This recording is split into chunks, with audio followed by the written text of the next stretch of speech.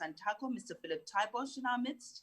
Also, let me greet our esteemed panelists, Dr. Mateta Mogoyama, who's already with us, will later be joined by Dr. Lekgotla Moyana, as well as Professor Thuli Madonsela.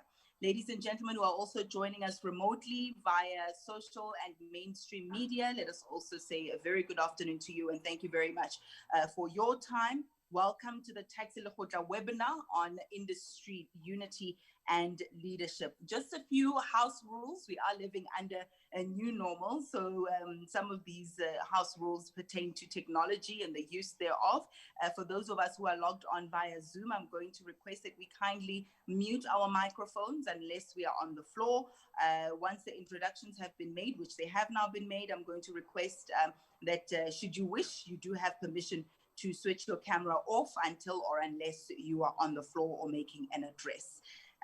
With that said, let us officially begin the proceedings, and I thank you once again. My name is Ayanda Ali Payne. I'm the spokesperson for the Ministry of Transport. It also gives me great pleasure to be the program director and facilitator for today's webinar.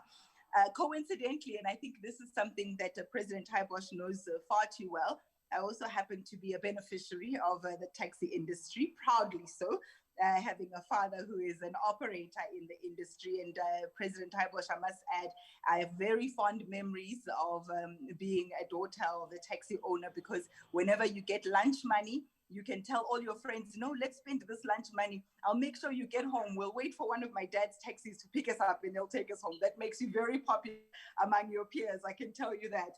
But with the same breath, there are some disheartening and some traumatic memories that one has also growing up. You know, you would wait all afternoon for your father to come home, not knowing whether or not he will return during times of conflict. And I know these are tales that many people can share. And were I to open the platform right now, we would have a flurry of stories similar to mine that speak of some of the horrors that are untold with regards to taxi violence in this particular industry. So it gives me such confidence to know that something is being done about it. We all have a moral obligation and indeed a vested interest in the unity of this industry. And so this address, I believe, will be a step in the right direction to help us to resolve those issues going forward. Without further ado, let me now call upon the Honorable Minister of Transport, Minister Fikile Mbalula, to give us the official keynote address and give us a holistic perspective on why it is important that we gather in this fashion and why it is absolutely crucial for us to achieve unity and leadership in the taxi industry. So Minister Mbalula, the floor is yours.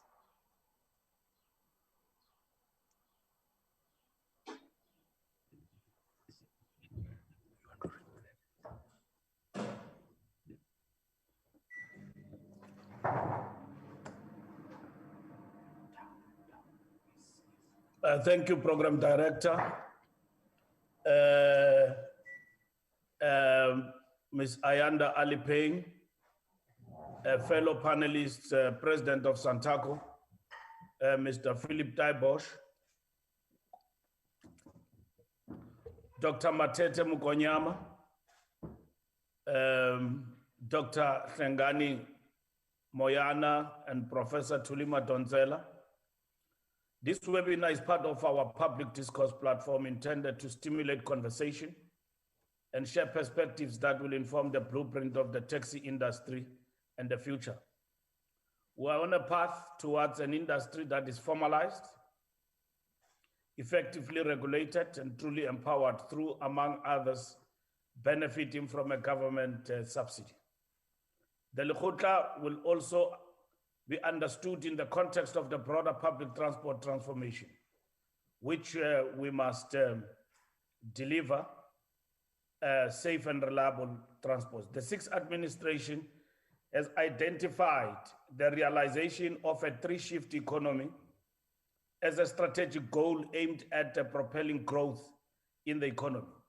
However, it can be argued that public transport remains one of the major constraints in achieving this objective. An economy that functions 24 hours requires a public transport system able to support industries by enabling workers to reach places of economic activity around the clock. currently our public transport system is not responsive to this need. We need a revolution, and we are embarking on that revolution in ensuring that integrated public transport network is central, and in terms of its development, we are integral when it comes to infrastructure, and at the same time building and bring about growth in the economy. The role of taxi industry as the largest mover of people with a 66% market share in realizing this goal cannot be overemphasized. Such role is not only limited to transporting commuters, but also extends to the role of this industry as a catalyst of economic activity. The taxi industry commands the largest market share of all road-based public transport modes. When the first democratic government came into power in 1994, it inherited a taxi industry that was in a state of crisis. The National Taxi Task Team was established in April 1995 by Minister Mek Maharaj. It is evident that despite government intervening by supporting taxi industry through numerous initiatives, the industry is still characterized by oversupply, decreasing revenue, poor infrastructure, and uncontrolled competition on routes, and this has become a source of ongoing conflict and violence. Many scholars have written about the taxi industry and its turbulent past that has come to shape the industry as we know it. Unity remains a pervasive challenge in the industry, and the Goldstone Commission of Inquiry to the Nzemeza Commission looked into the issue of violence in the taxi industry. It is imperative that disincentives for violence and conflict be introduced across the system. We want the Lekgotla to consider, among others, binding provision in law should where an individual operator may forfeit their license. We cannot continue on the same trajectory. Firstly, we have the institutional arrangement in as far as leadership is concerned. And thirdly, does the regulatory framework provide sufficient? And lastly, is there sufficient accountability? In addressing these challenges, the Lekgotla will reflect on these matters. Thank you very much.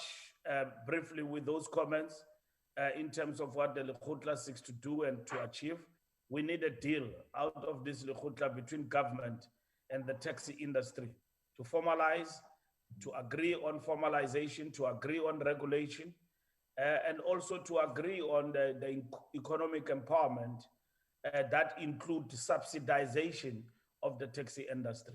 Thank you very much.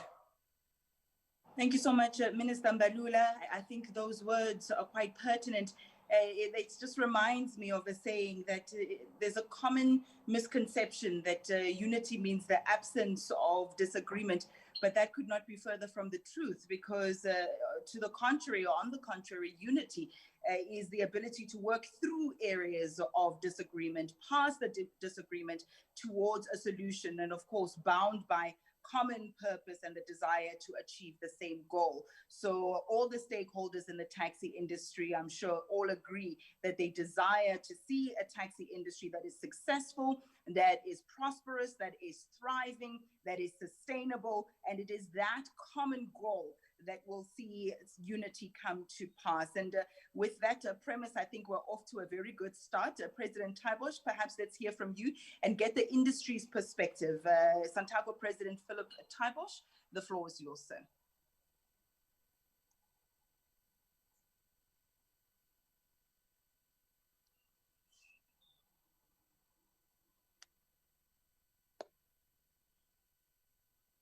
Mr. Taibosh, we cannot hear you at the moment. I believe your mic is still on mute, which is a good thing unless you need to speak to us. And I think now is the time when you can unmute it for us, please. Thank you. Can you hear me now? Yes, sir. Go ahead. Yeah, I was just recognizing the minister, Dr. Mkonyama, Dr. Moyani, and Professor Tuli Madonsela, and yourself, Ayanda, as the program director. I think as a taxi industry, we actually, I must actually say to the then apartheid government that they didn't know what kind of a favor were they doing to a black person in South Africa when they separated from all these amenities. If you remember, the Group Areas Act is the one which caused the birth of the taxi industry in South Africa. And it also ensured that we were in a way participating in ensuring that there is true liberation into our country. For that, we want to say that with the progressiveness that is taking place within the taxi industry, we want to thank the ruling party government when it came to our rescue through the NTT program, which the minister has related to, and that created a platform for the taxi industry to say that, to say to government, what is it that the taxi industry would need to be done for them to operate as a public transporter very freely and also in the constraints of the law.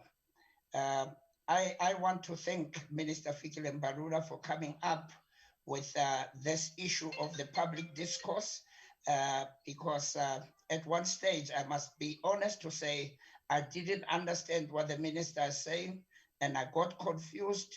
And as we interact further, the entire taxi industry is today convinced that Mr. Fikile Mbalula is actually coming with a medicine which would change the industry for the better.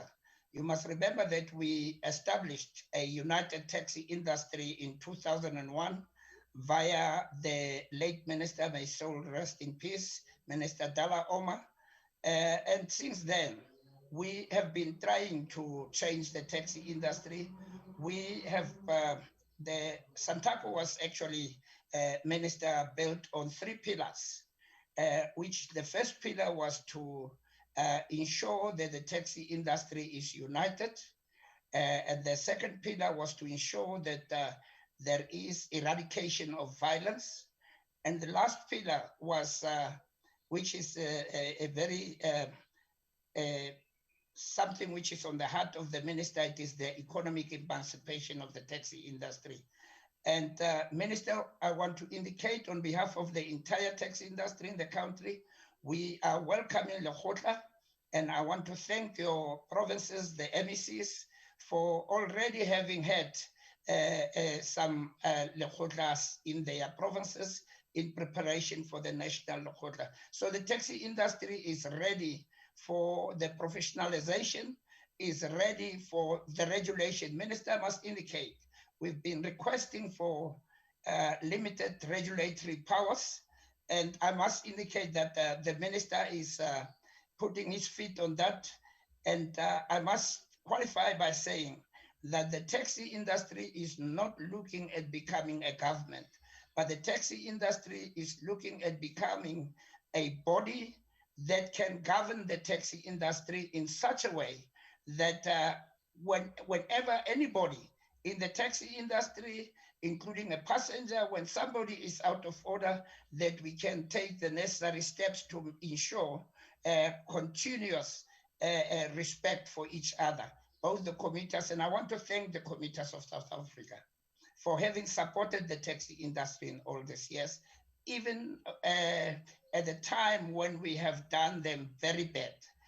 And I want to use this opportunity to apologize on behalf of the taxi drivers in the country and on behalf of the taxi owners for all the bad things that we have done to you as passengers in this country. And, you know, we've killed you, we have undermined you, but you kept giving us the support.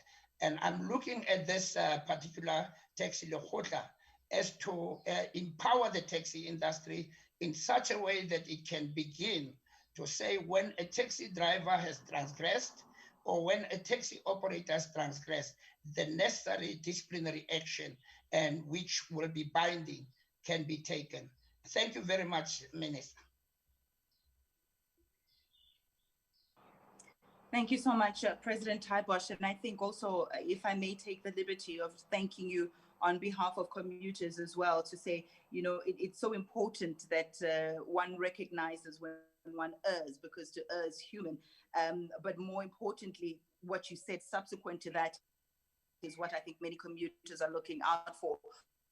That consequence, how do we prevent such issues from reoccurring here today? And those are some of the issues that we'll thrash out. But I must thank you, and also just pick up on a point that you had mentioned there about the provincial Lekgotlas that are already underway. Mr. Malula was in the Western Cape for their provincial Lekgotla with the MEC there, Mr. Matikizela. And you know, he said something very important. MEC Matikizela said the world was watching when it comes to this particular gathering, this intervention, but not so much in eager expectation for progress, but to see whether or not we will do what we said we will do, and whether or not success will come to pass. And I think it was quite important that he spurred all of those in the taxi industry on to say, we need to have all hands on deck, and that is the only way that we'll ensure that success is not only inevitable, but that it is nigh. And so we have used a combination of factors, and you'll know this, President Taibosh, we have used both a bottom-up and a top-down approach. Having spoken to operators, having spoken to those in the value chain of the taxi industry, but also those in academia, those who have written and who have studied at length on the matter of public transport in general and taxi industry in particular. So let me perhaps introduce some of our panelists who will come to us with that particular angle now, having done their research. I would like to also send a special word of welcome to Dr. Hlengani Mayona. I can see that Moyana, pardon me, he's with us as well. A very good afternoon to you. Welcome. Thank you so much. I know you had a few technical glitches. Let me greet you, and also greet Professor Tuli Madonsela, who also was experiencing one or two gremlins in the system, but is able to join us. Ladies and gentlemen, if you may bear with me, please, I'm going to read each bio. I think it's important to do justice to their profile so as to also glean some context which will aid us in our discussion. I'm going to start off with the profile of Dr. Mateta Mokonyama, who is currently leading the transport systems and operations area at the CSIR. He holds a degree in civil engineering from the University of Witwatersrand, as well as a master's and PhD in transportation engineering, that is from the University of Pretoria. He has previously worked for the city of Johannesburg and in private civil engineering consultancy in the areas of transport, of planning, transport modeling, traffic engineering, as well as development engineering. And I know some people like myself are also smiling and thinking, we did not know there was something called traffic engineering. I guess you learn something new every day.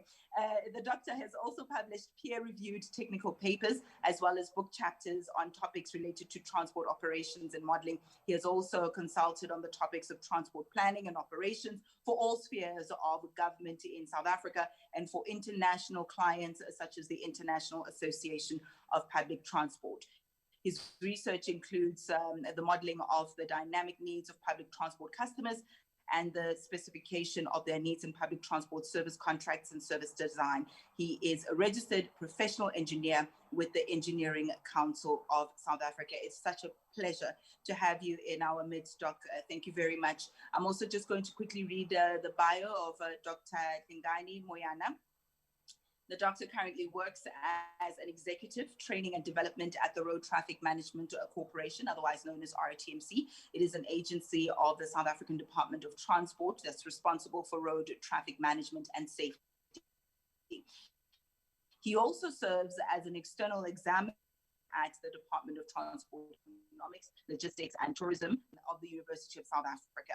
And Dr. Hlengani does research in welfare economics, supply chain management, and transport economics. His current project is a hybrid framework for assessing the cost of road crashes in South Africa. That is something that's absolutely pivotal, especially if you look at the statistics of the carnage on South Africa's roads.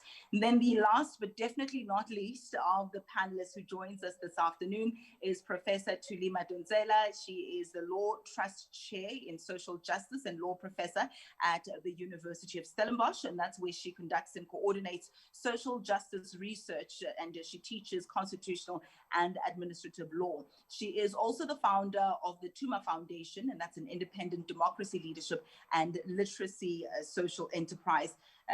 Professor is an advocate of the High Court as well of South Africa. You'll remember her for being a lifelong activist on social justice, on constitutionalism, human rights, good governance, and the rule of law. She was named as one of Time's 100 most influential people in the world, and that is just one of the many, many accolades that she has gleaned. She just completed her 7-year term as South Africa's public protector, and I think we could wax lyrical about her many accomplishments. It's a great pleasure to have her as well as the other panelists with us. Thank you very much.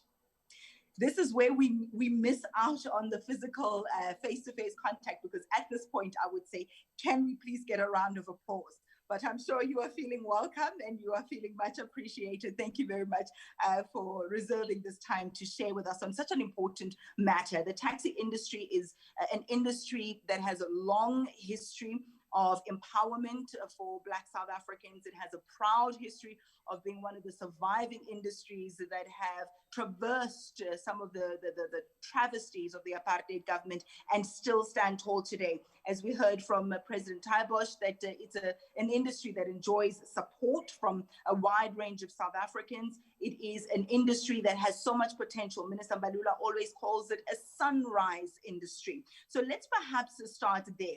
Let's talk a little bit about trying to find the lasting solutions to this industry's challenges, especially as they pertain to unity and leadership. Before I ask any questions, I'm going to ask perhaps that our panelists give us a 5 to 10 minute opener just to share their views on this particular theme. Dr. Mokonyama, let me start with you. All right, thank you, Program Director, Honorable Minister, Fikile Mbalula, the fellow panelists, Dr. Moyane and Professor Madonsela, and ladies and gentlemen. You know, seeing that it's a Sunday, perhaps I should begin with a very famous story, that of someone called a sower. They say a sower went out to sow. And as the sower was sowing these seeds, some fell by the wayside, right? And the birds came and, you know, gobbled up. Some fell on rocky ground, and the seeds just, disappeared, essentially died. And then some fell on some other ground with thorns, and they were, strangled. The storyteller says they were choked by the thorns. And then there are other seeds that indeed fell on good ground, and the storyteller says those seeds produce quite a lot, some 100-fold, some 60, some 30, and so forth on that fertile ground. Now, it's a very interesting story, and is very applicable in the case of what we call the taxi industry, its relationship with the state, and the taxi industry in relation with the communities, the users, right? And why I'm saying this is because the relationship between the state government and the taxi industry has always been, that of animosity. So if you look at the legislation, the environment, over the years has always been, how can we resolve animosity? How can we, we are fighting. So you see that it's always been a fight. The regulations that are there are not there to essentially, promote, the viability of this, as an industry. It's more about how can we control. So the sower went out to seed and planted seed on very good ground. Now, who's the sower in this case? Who's the seed? And the soil itself, who is the soil? Now, I want to say that the government here has a role to play in terms of preparing the soil, the ground, so that the industry, which I believe is the seed in this case, when planted in the ground, can, produce seeds. Now, what does it mean to produce, to prepare, good ground, fertile ground? Now, if you look at electricity, let's look at, independent power producers, right?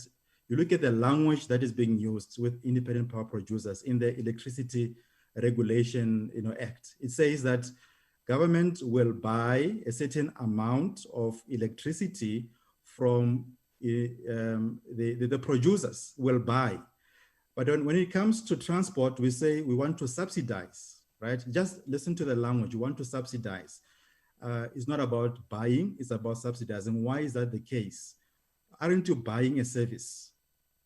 And I believe we are buying a service.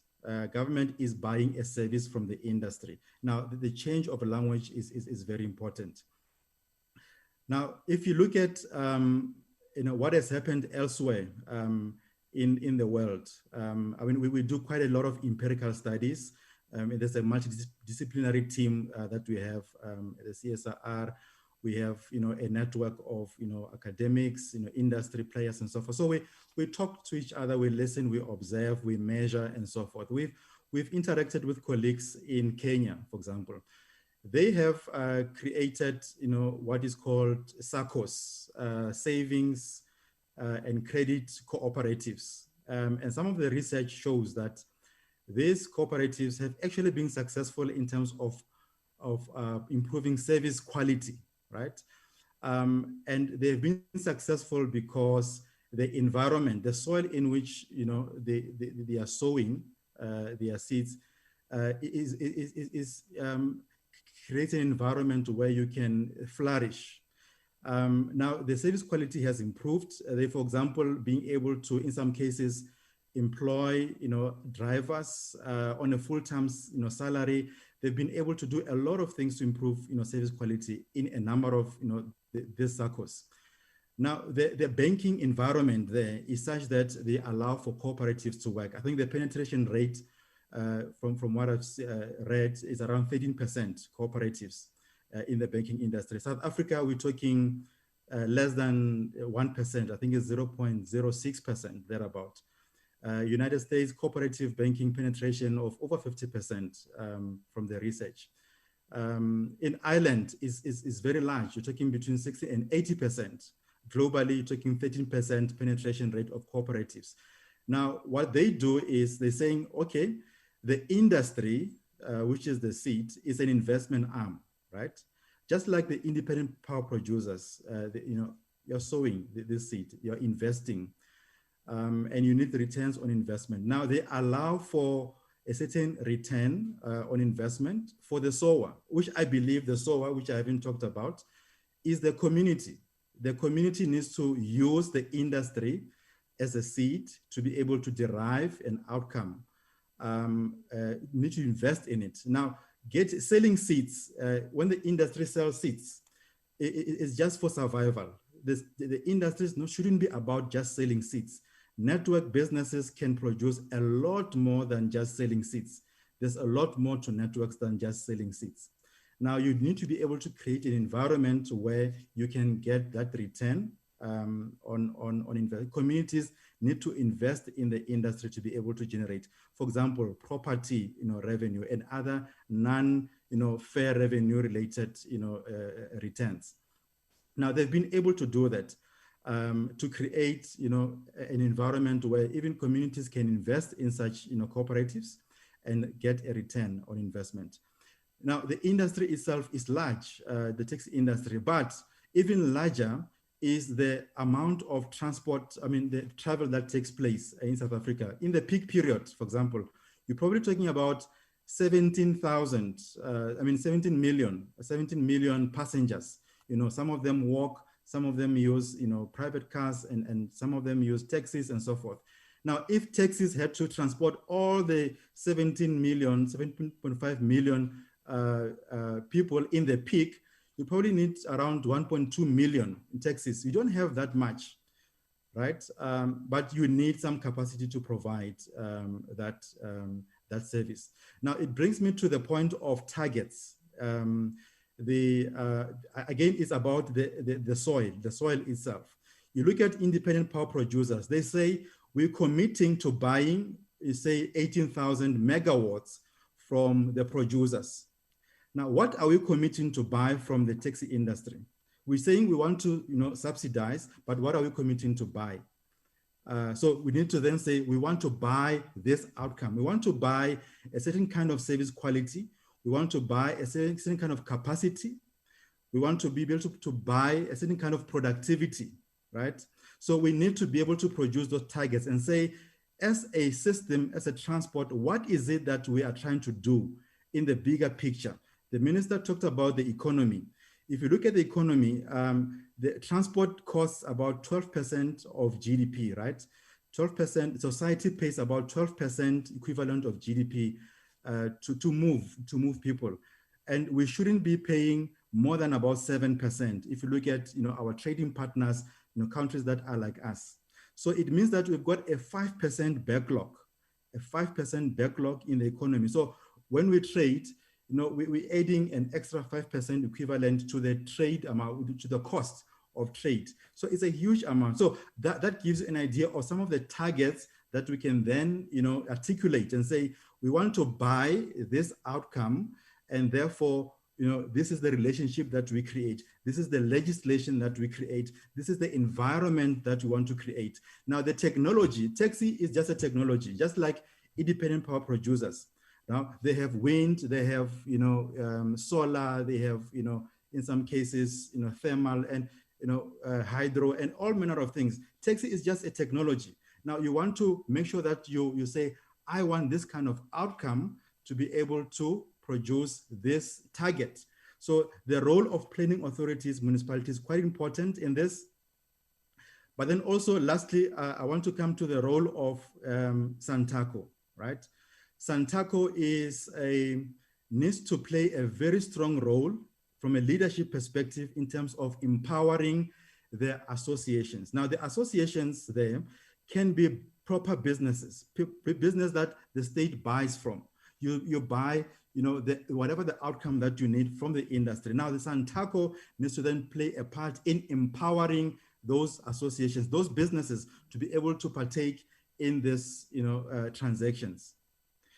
And that means Santaco needs to have the capacity, technical capacity to do so. It needs to be empowered to do so. It needs to be able to have project managers. This is a mega project. It's not something that you do as by the way, right? It's a mega project, and there are principles of mega projects. So you need to have that, the leadership to be able to drive this program.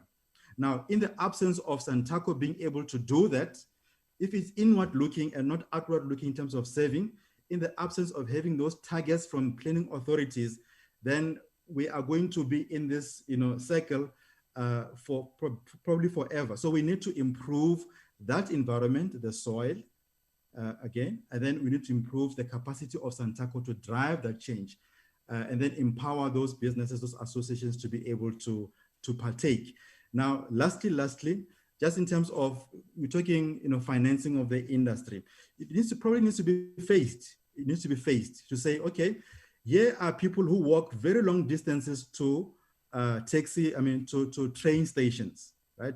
A lot of people walk long distances, in some cases 20 minutes to access train services. Now, you want to then say, okay, let me buy. I'm buying from the industry so that I improve quality of service, so that you don't have to walk such long distances. You're financing, you're buying that outcome. You're buying that outcome in terms of a relationship with the industry. Now that becomes more sustainable, and then you can then build on that. You can build on that going into the future, buying from the and with specific targets that you want to place. Program director, with that, I'd like to stop. I hope it will create a conversation. Thank you so much. Thank you, Doc, for that food for thought. And I think a very beautiful and fitting analogy there. Some of us have not been able to go to church ever since the lockdown. So we feel revived now to at least have some sort of depiction of the scriptures represented in this discussion. But I think it's absolutely important what you touched on. Cross-pollination of ideas is absolutely vital when it comes to assessing how we can take this taxi industry into the future. I love the idea of not looking at the sector in isolation or in silos, but borrowing from our neighbors and see what we can implement this side, and also what we can export of the things that are going well in South Africa. I also think it's quite important, we keep talking about professionalization of the taxi industry, and it's a planning phase so as to be incorporated going forward. And I think if you treat then the industry in a professional manner in that way, that speaks to the preparing of the soil, like you said, the environment is able to produce a more professional taxi industry. So thank you very much for that. Let's turn our attention to Dr. Moyana now, who's also going to give us some input as it pertains to the subject matter. Doc, it's over to you.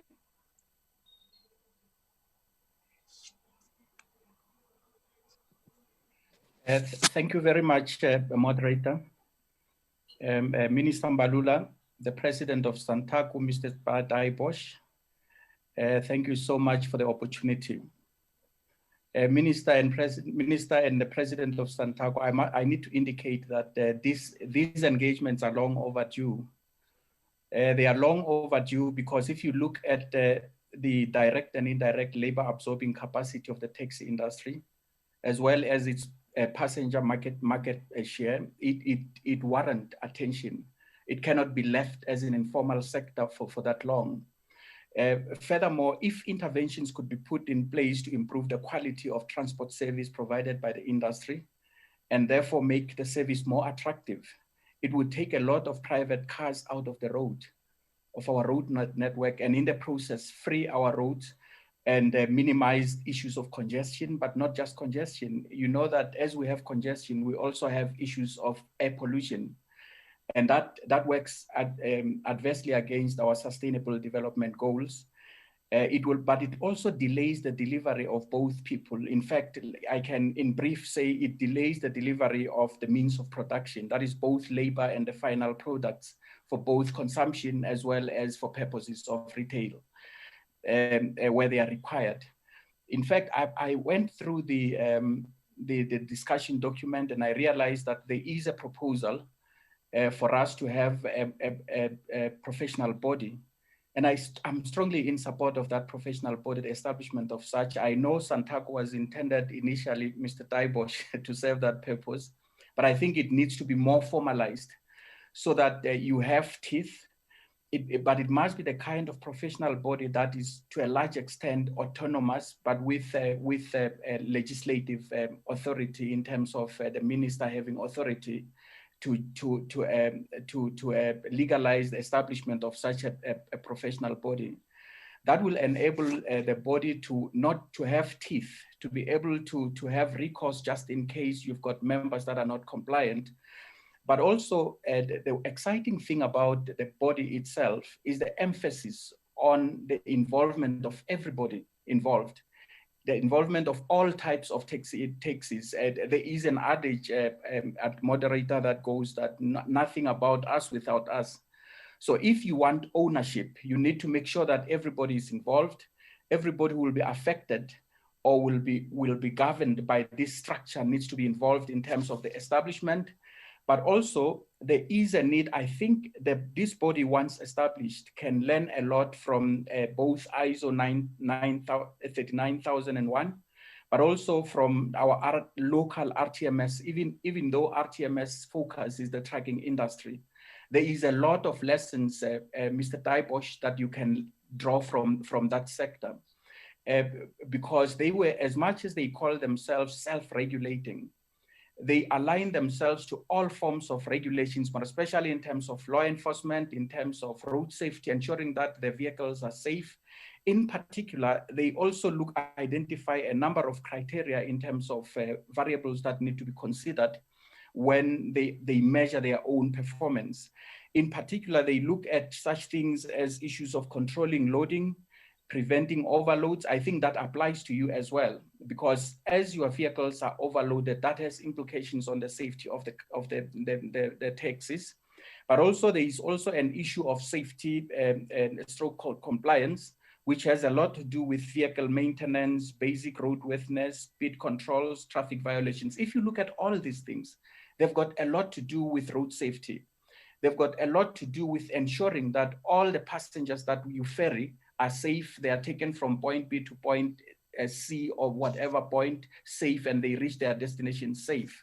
And there is, as a result, a need for that. The third one is driver wellness. You know, at times we complain that our taxis or whatever vehicle gets involved in accidents, but there are other variables beyond what we see at face value. One of the things is driver wellness. If you have, for instance, drivers that have chronic conditions and they are pushed to go beyond what their system can handle in terms of driving, it has implications on their performance, and that therefore culminating in the safety of the passengers. In particular, regarding the issue of driver wellness, I'm referring to issues of medical fitness, to issues of making sure that there is a chronic illness management system. There is also fatigue management system, and also making sure that all the drivers are controlled in terms of the number of hours they can drive. But also generally, the operators as well as the industry as a whole needs to establish or put in place such things as wellness initiatives for drivers. And the fourth one, which is also very interesting, is the issue of support, supporting drivers in terms of skills development to ensure that drivers obtain and retain competency to be safe. These are drivers of mass movers. As a result, they need to have all the skills to take care of everybody who's in the vehicles. And also issues of compliance, but they also need to be of minimal risk to everybody else on the road. And if for instance, we consider the fact that one of the issues raised in the discussion document is the challenge that is faced by the industry, that is violence, and as well as poor customer service. It can also, we can also add to these variables also issues of customer service as well as violence prevention. So, and also we need to bear in mind that if we look at all these criteria, there is also a principle, Dr. Mkonyama referred to issues of project management. Project management can only be successful. There is a principle that underpins the issue of project management. And the principle is that only that which can be measured can be successfully implemented. So if we do not have a mechanism to measure the services, a mechanism to measure all these criteria that I've identified above, namely support for drivers, driver wellness, as well as issues of load control and safety, there is no way we can be able to confidently tell whether our services are of any value to our clients or not. And as a result, there is therefore a need for us to introduce a mechanism to be able to measure our services. And for that reason, I further recommend, in addition to what you have in the discussion document, that we also introduce an issue using the same criteria that I referred to. We also introduce an issue of periodic auditing of operators, both operators and drivers, particularly operators themselves. We audit them in terms of the support they provide to drivers. We audit them in terms of the support they provide to ensure that there is driver wellness. We also audit them in terms of the interventions they put in place to ensure that their fleet make a significant contribution in terms of road safety. But we also audit them in terms of their compliance, in terms of load control related issues. But also because two of our additional issues that were identified, Mr. Daibosh and the Minister, is the issue of violence in the industry. So we must also be able to audit them in terms of the role they play, either in terms of minimizing violence or in terms of ensuring that violence escalates within the industry. But also, we also have an issue of customer service within the industry, poor customer service, to be precise. It is alleged that the service that is rendered by the industry is very poor, and as a result leaves much to be desired, or it needs a lot of improvement as a result. And those two can be the additional variables that we can look at in terms of auditing our operators. But we must also make sure that the operators keep records of all these things to make sure that they are audit ready all the time. And if you look at the proposal regarding the introduction of audits, that's another opportunity of creating jobs in the industry, because you will need accredited taxi industry auditors. And those can be achieved by making sure that the norms and standards that are developed by the industry are not just a by the way kind of an arrangement. They actually get registered with such institutions as the SABS, just like the RTMS did. They also get aligned to ISO 39001, so that they are comparable in terms of international good practice. They are also comparable in terms of similar industries within the country. It's for that reason that I was saying that only that which we can measure can be successfully implemented. If we do not have a mechanism to measure our services, a mechanism to measure whatever norms and standards that we come up with, it's just as good as not having them, because you will not be able to confidently account for in terms of impact. You will not be able to account in terms of areas that need improvement. You will also not be able to account in terms of those that work and those that need to be discarded. As a result, there is a need for us to have a mechanism to measure whatever intervention that we come up with. And in order to ensure that this measurement does take place, we need to make sure that all the operators are required to keep and develop the copies of procedures, to also keep and develop copies of policies, records, to also conduct monitoring and implement corrective measures, as well as internal audits to encourage a culture of compliance and continuous improvement. It's only when they have these kinds of systems in place that then external audits can come in. Then external audit can come in to verify compliance with whatever set standards.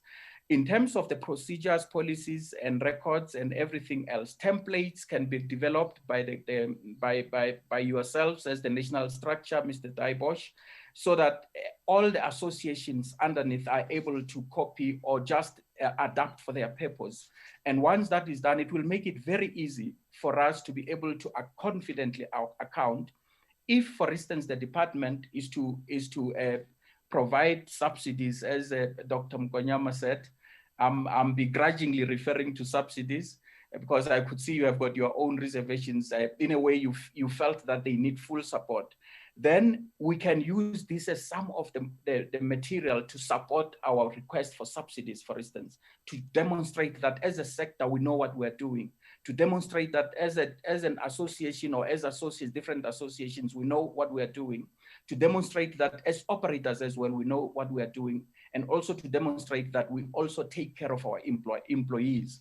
Because one of the things that seem to be coming out that we could attribute the many accidents that we have associated with the taxi industry is probably the issue of fatigue, for instance, in terms of the drivers, the issue of neglect of their state of health. You might find that you do have those that are employable, but they have chronic conditions that need to be managed.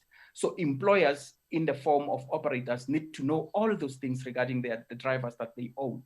But they also need to know the state of roadworthiness in terms of their fleet.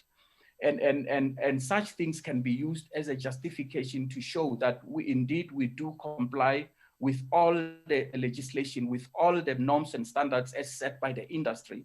And that becomes a ground for us to justify more funding or whatever form of support that can come from government. But as I conclude, moderator, I need to emphasize that there is indeed a need for us to have a legislative backing of this kind of an initiative, because without that legislative backing, in cases where there is non-compliance, it will be very difficult to institute any form of recourse and to institute any form of punitive measure. But if we have both the industry specific, which can use as a form of just discontinuing the membership or disaccrediting the institution, we can also take a legal action by, for instance, stopping whatever form of subsidy that we can be thinking of in case such an operator or such a service provider, transport service provider, is not compliant with all the legislative requirements. On that note, moderator, I'll pause. I'll just take questions where there is any. Thank you so much. Thank you so much. Thank you very much, Dr. Moyana. I think I'm reminded by what Minister Mbalula often says about the taxi industry, that it is too big to fail.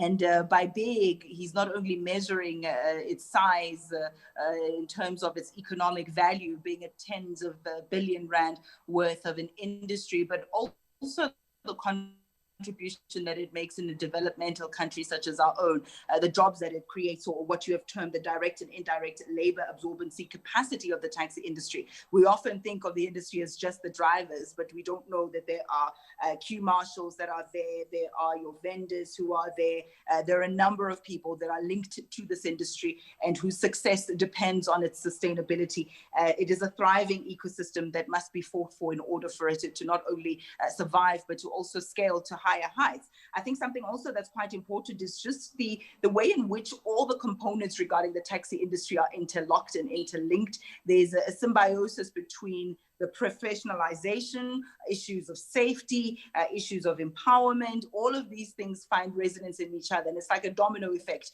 You fix one and you get it right, very soon it leads to a domino effect that will, ripple throughout the industry and bring about change.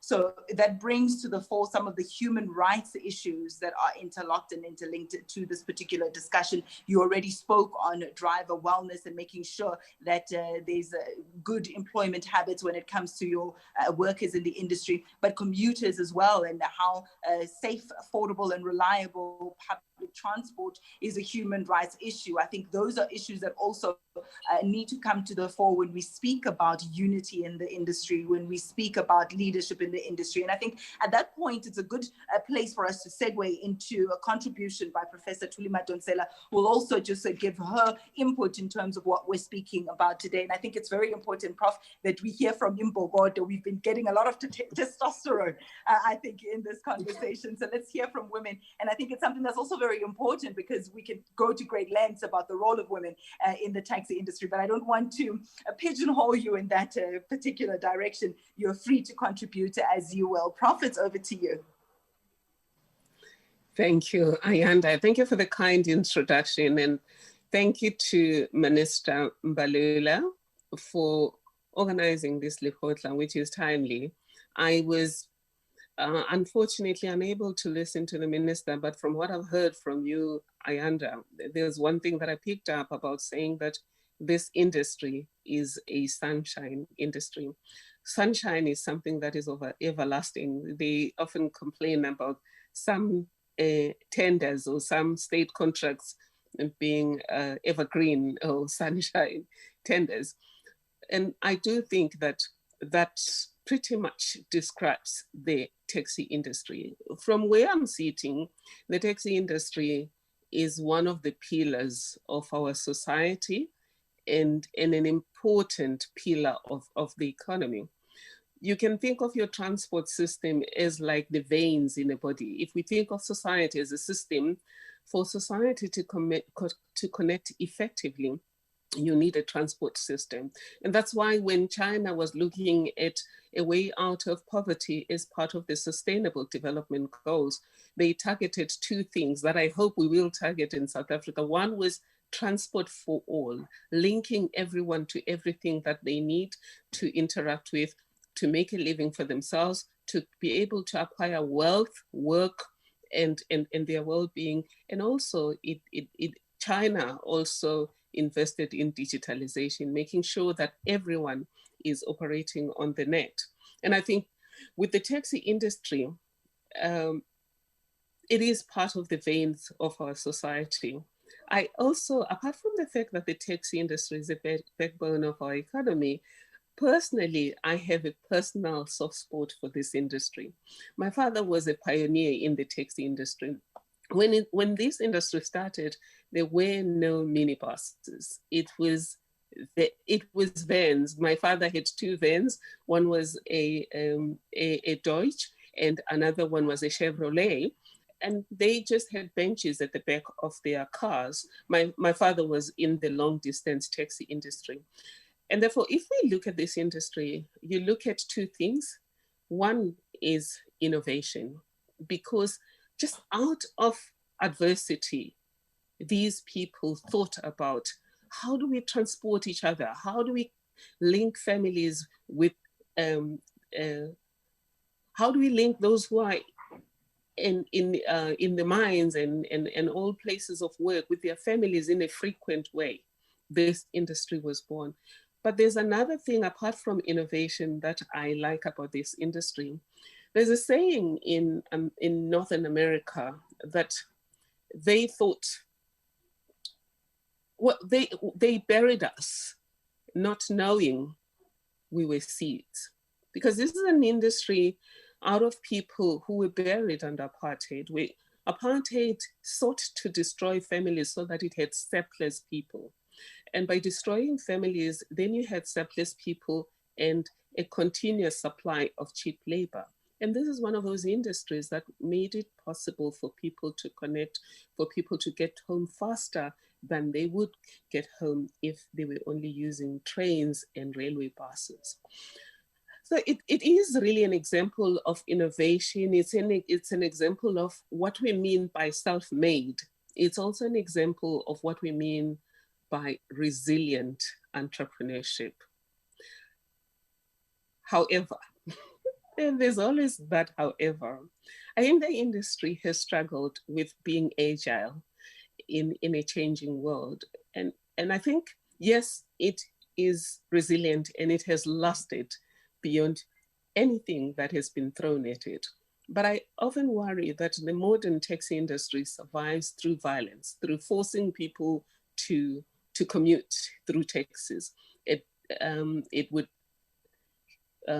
beat people up if they get lifts. It would beat people up. And it's just been known to become violent. And that's really sad because, as the speakers before me have said, there's so much room for this industry to adapt and pivot and diversify its services so that it can align its services with the needs of the modern society and modern economy. I mean, it could go into the spaces where there's Uber, etc. But just lastly, though, I must say that whilst I'm saying this is an industry of people who, like seeds, were buried, but they prospered underground and became a giant, and they've survived the test of time.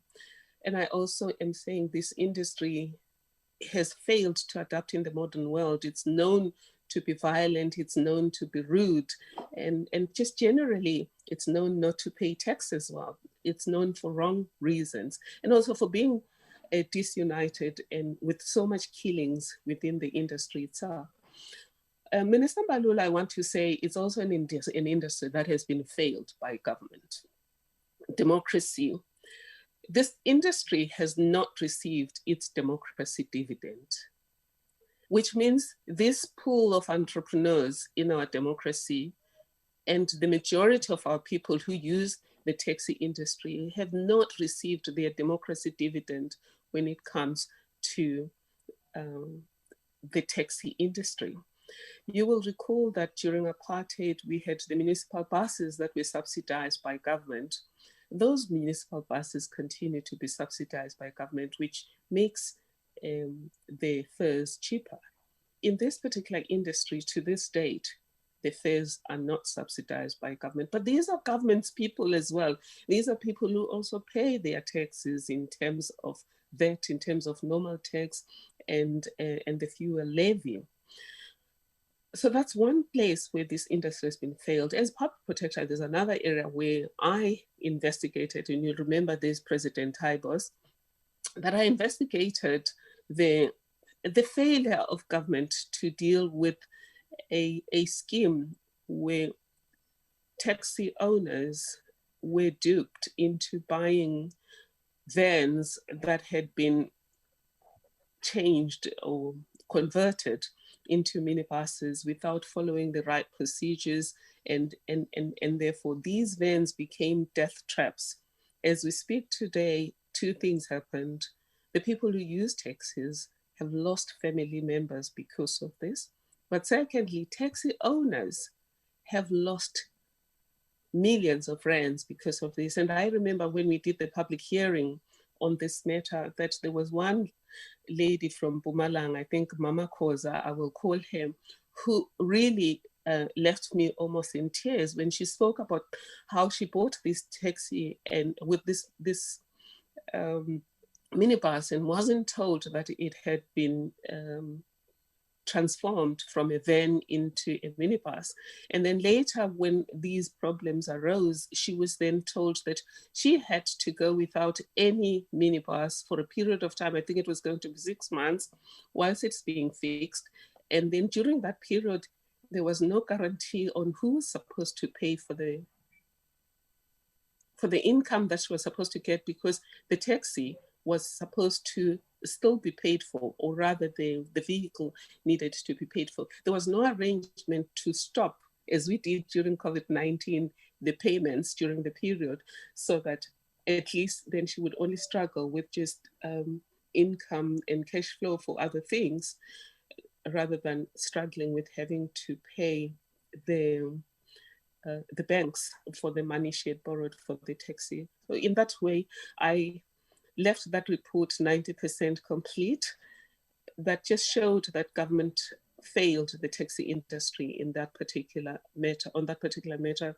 The industry, Toyota South Africa included, also failed the taxi industry, and the regulatory bodies, including the SABS, also failed the taxi industry. The other area where the taxi industry has been failed has been during COVID-19. We don't like that taxi drivers tend to be rude and that this industry is full of violence. But violence is the language of the disempowered, and protest is the language of the unheard.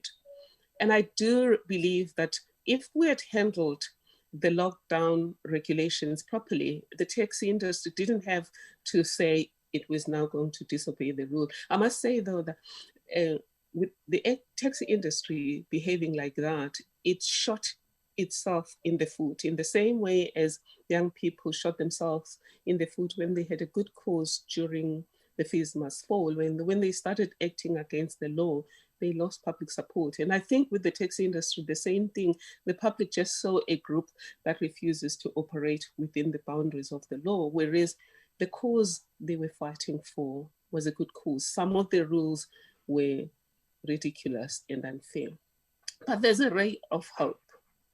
The ray of hope is, Minister, you're convening this Indaba, and I'm hoping that from this Lekgotla, the issues that will emerge going forward will be issues around a good leadership from the taxi industry itself, leadership that is purposeful, leadership that's purpose-driven and ethical. And from President Daibosh, it would appear that that's the direction in which the leadership is going. I'm hoping that also there'll be fair regulation, that the industry is regulated with its input being included in this process. But also there's fairness in that the democracy dividend for people who belong to this industry, either as entrepreneurs or as customers or even as employees, because the taxi industry also provides jobs, they also get their democracy dividend. From the industry itself, violence must end.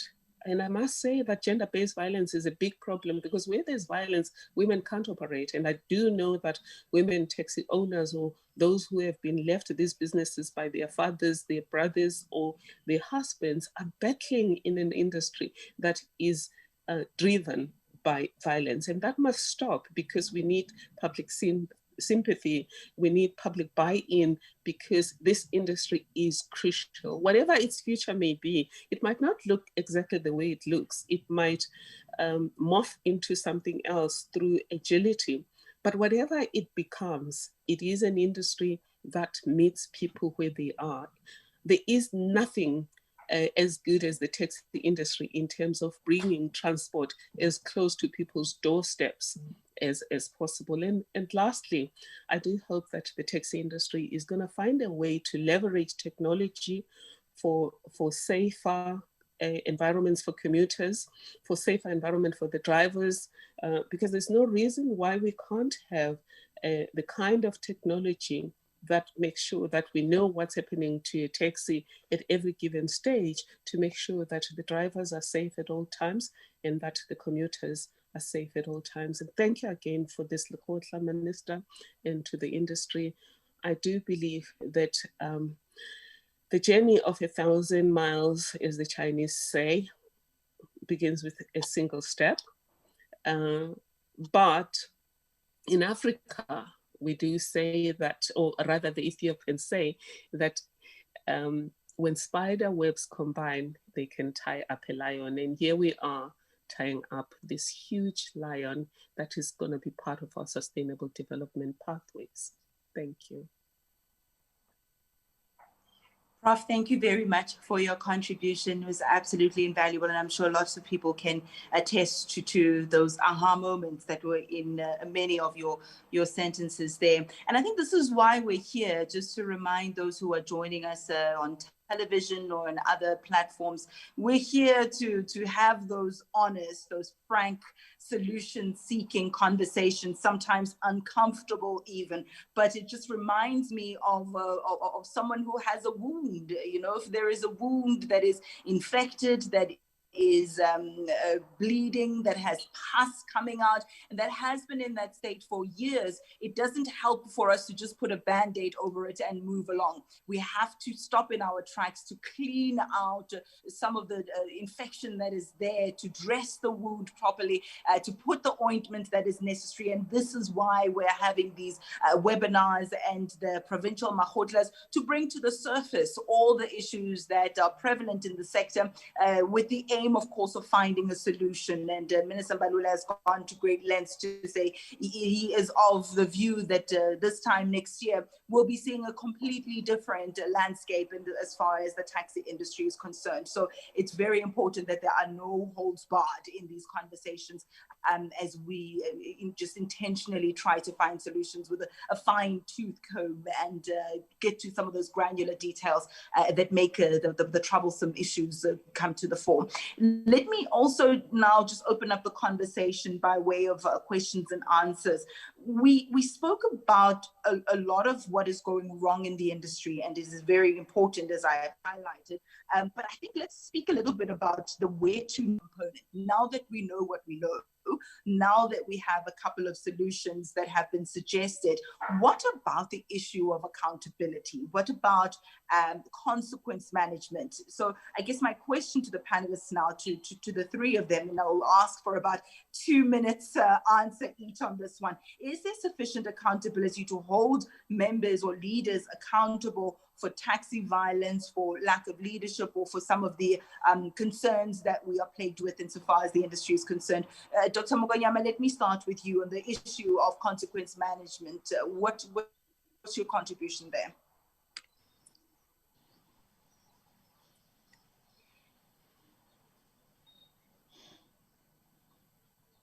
All right. Thanks, Ayanda. You know, in the 1990s, you know, the communities in Atteridgeville, in the former East Rand, Katlehong and the you know, surrounds, they held the taxi industry to account. I think in Katlehong, about 2 months, they boycotted the industry altogether. So the community was, you know, together to say, you know, we cannot have this. And after those 2 months, the industry came back and actually apologized, but certain things, you know, just continued, you know, to be the way they are. So again, going back to the soil and the soil, the ground, you know, the ecosystem itself that government has created, it results in this sort of things. For example, e-NATIS system, which is supposed to know which vehicles are registered, where are they registered, and so forth. It's got a lot of problems. I mean, I've seen a recent report around, I think Prof. Madonsela talks about that, you know, panel van, you know, investigation.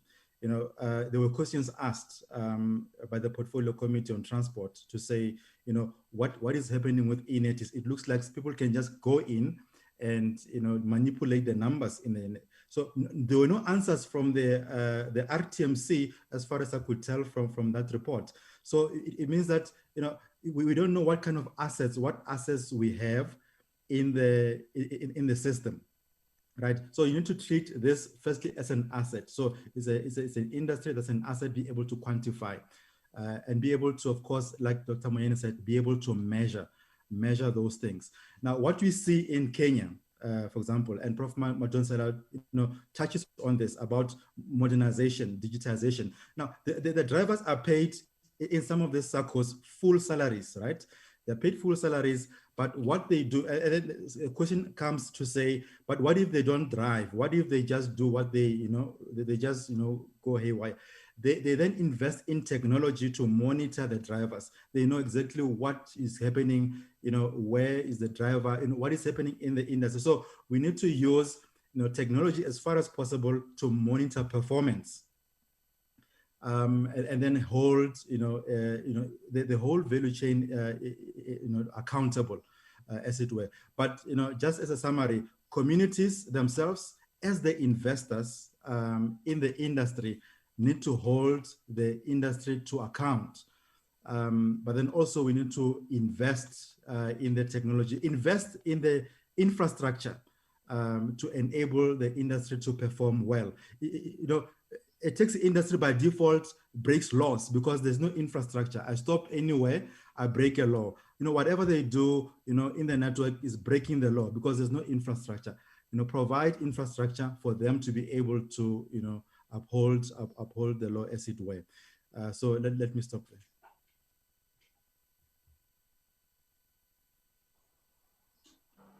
Thank you so much for that. I think it's the same question to Dr. Moyane, just to find out about measures to hold accountable those who perpetuate unrest or violence in the industry.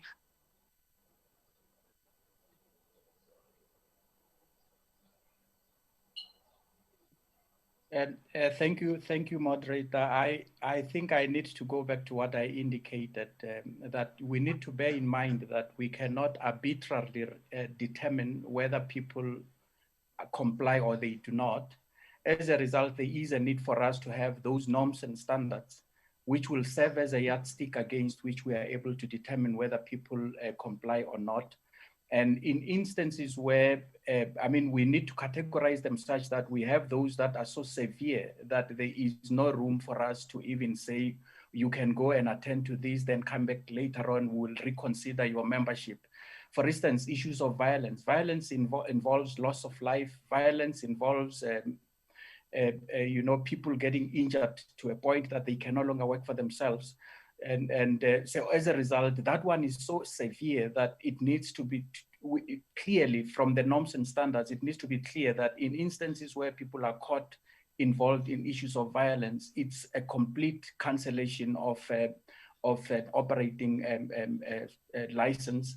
But in instances where you find that it's issues of roadworthiness, and the state of the vehicle, issues of how the extent to which people are able to look after their employees, issues of the extent to which people are able to provide development opportunities, skills development for their drivers.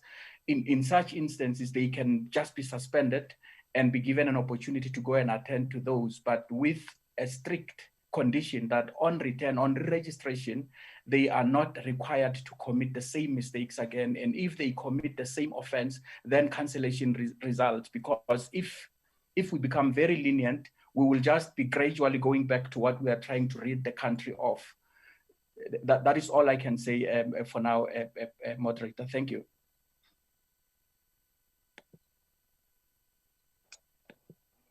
Thank you so much. Prof, let's let's bring you into the equation once again and just find out from you, in terms of what we have seen transpire by way of taxi violence. Some issues are still prevalent. I remember just traveling both to the Eastern Cape as well as the Western Cape with Minister Mbalula, addressing some of those hotspots where we have seen some unrest or skirmishes erupt there. Are you of the view that there are sufficient measures, that the regulatory framework suffices at the moment to hold to account those who perpetuate taxi violence? If you would like to see changes, how would you like to see those consequent management mechanisms changed? Thank you, Ayanda. I would say the regulatory framework for accountability is sufficient, but the implementation is not. I think the implementation is hampered by corruption, politics, and intimidation of whistleblowers.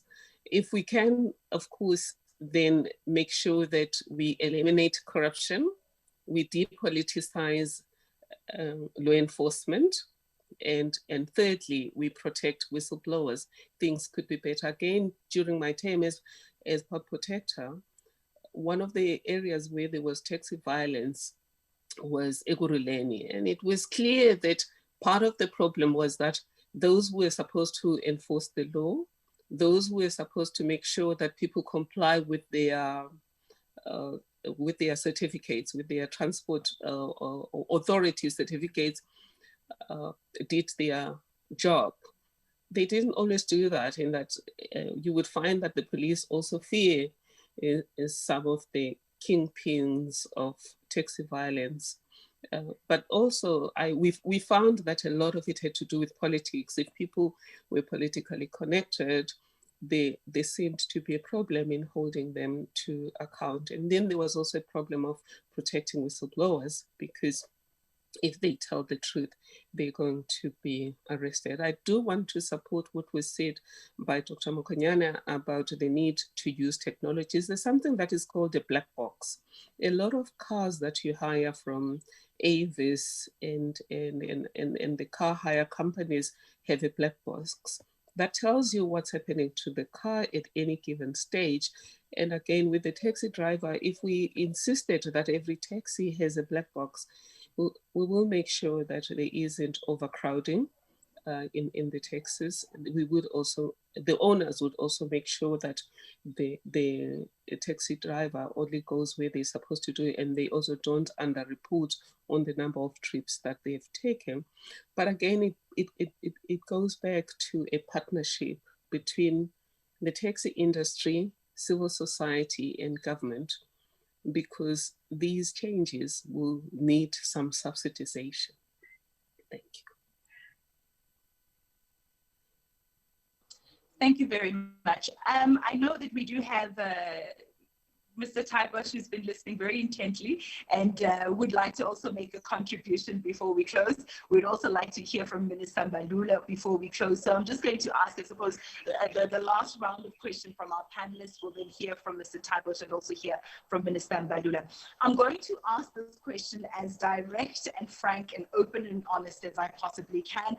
I myself, as a spokesperson, have fielded a similar question, and I now put it to you today.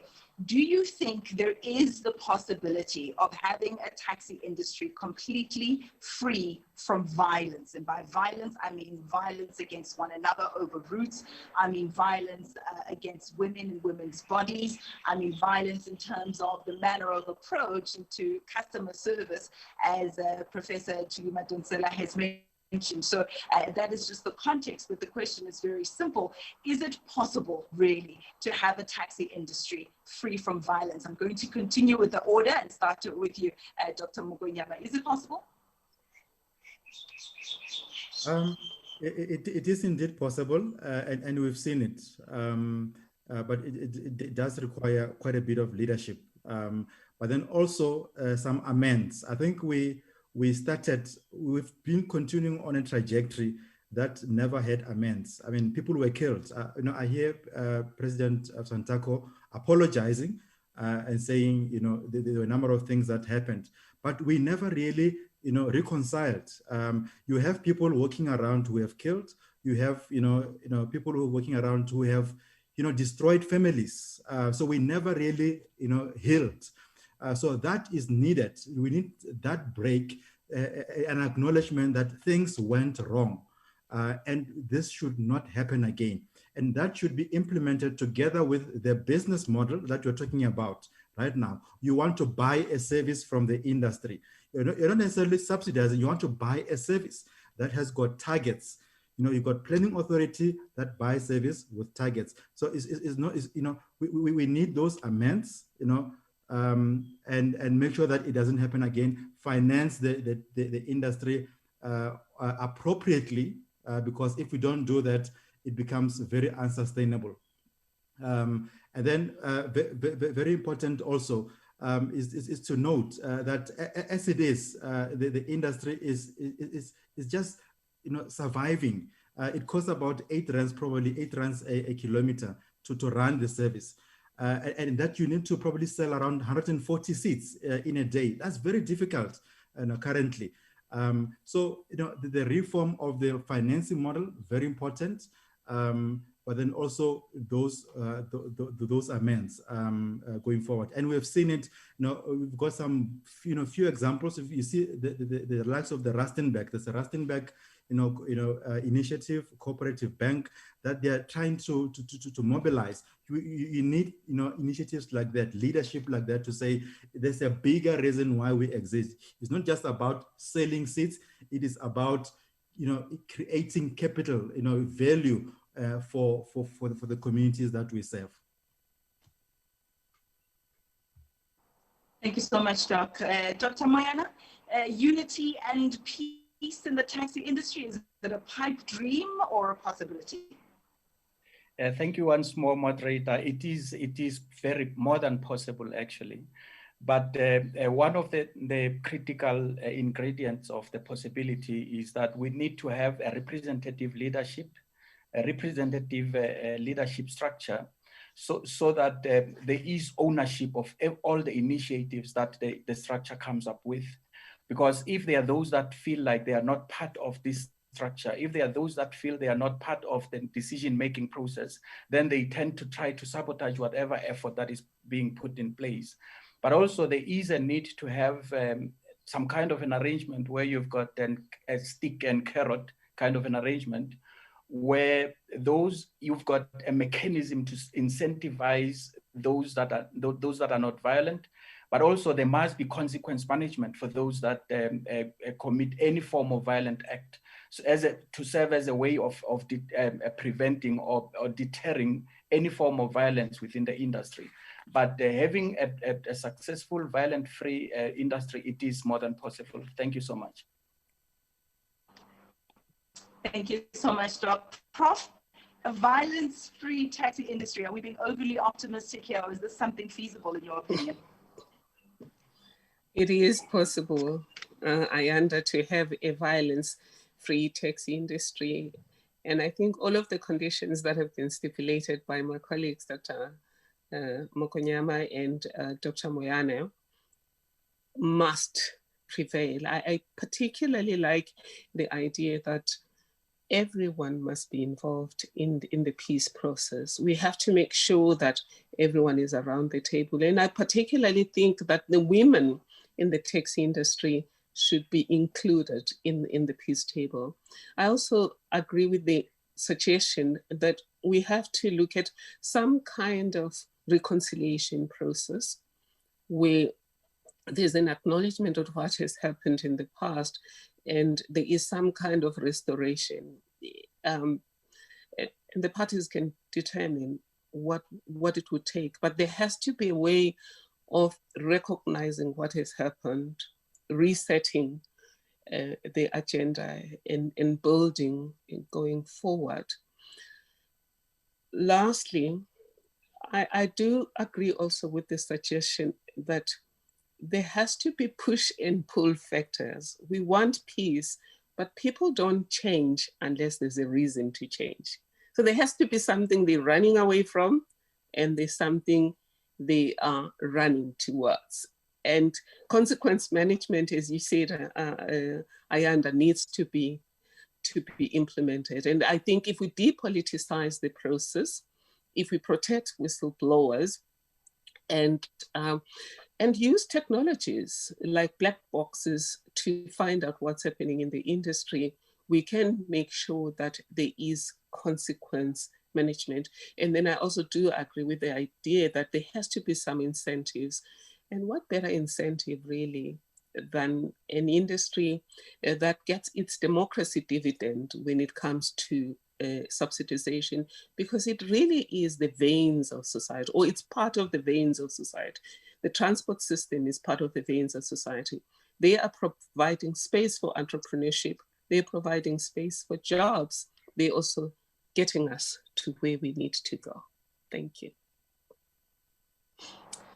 Thank you so much, Prof. I think let's hear from President of Santaco now, Mr. Taibosh, who's been furiously taking notes, making sure that he's not only paying attention so that he can respond, but so that he can listen and understand and also take to heart some of the suggestions that have been made. But I know personally that there are also some progressive steps that he would like to share with us. So perhaps President Taibosh, let's bring you into the equation. I'm going to ask you, just by way of a conclusion, to speak to us a little bit about what you've gleaned and gathered from today's conversation in about 5 minutes or so, and then we can throw to Minister Mbalula to wrap for us, please.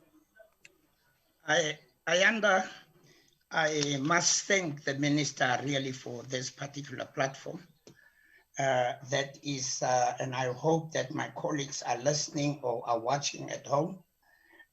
This is a very educative discussion that is undertaken here.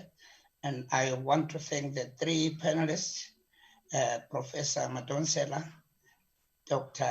Mkonyama, and Dr. Moyane, for being very open. But also I want to indicate that our minister has shown the guts of coming forward.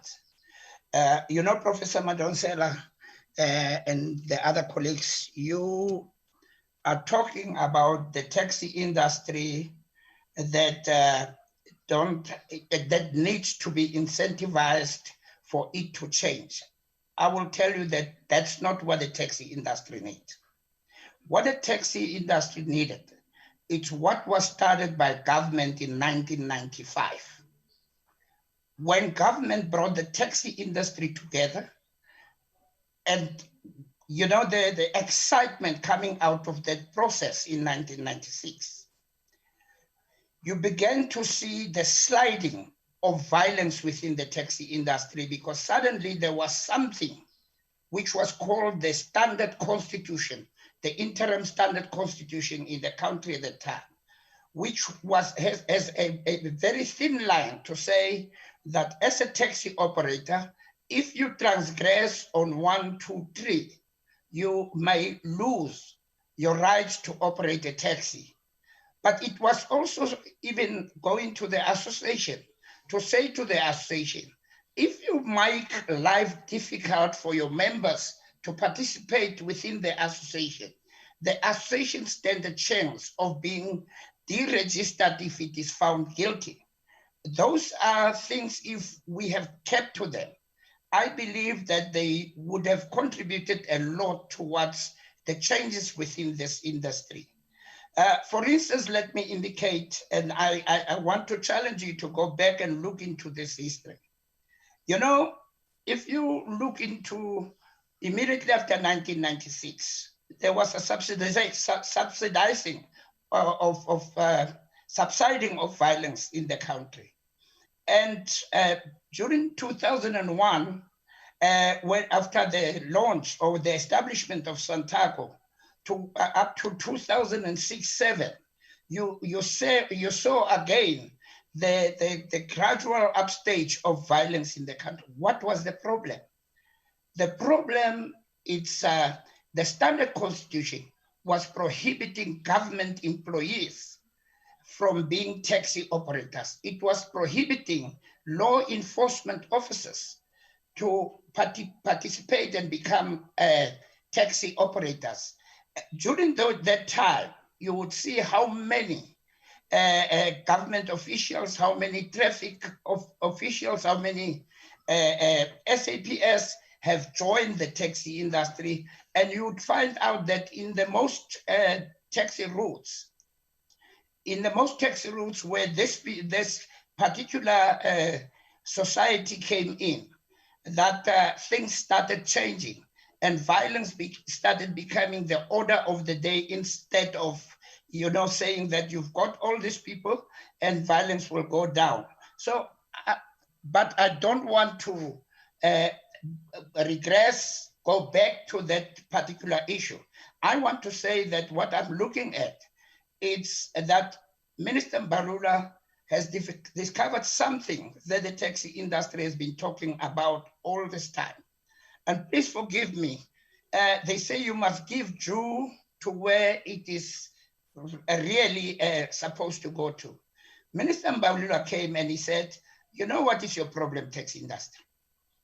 Besides talking about empowerment, the minister said, you need regulations.